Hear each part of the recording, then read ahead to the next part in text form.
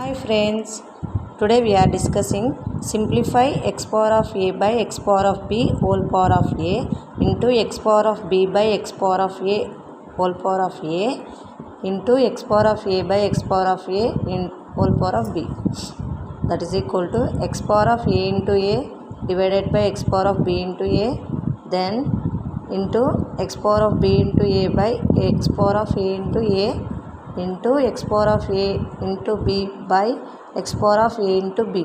ఇది ఎలా రాసుకున్నామంటే we have a formula loss of exponential, that is a power of m whole power of n is equal to a power of m into n.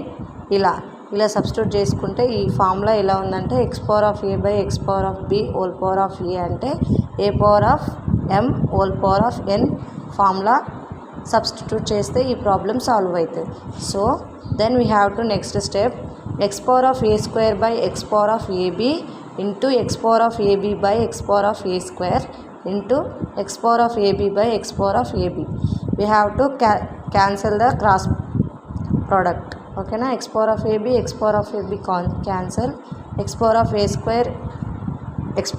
Square cancel, then x power of ab by x power of ab cancel. So the answer will be 1.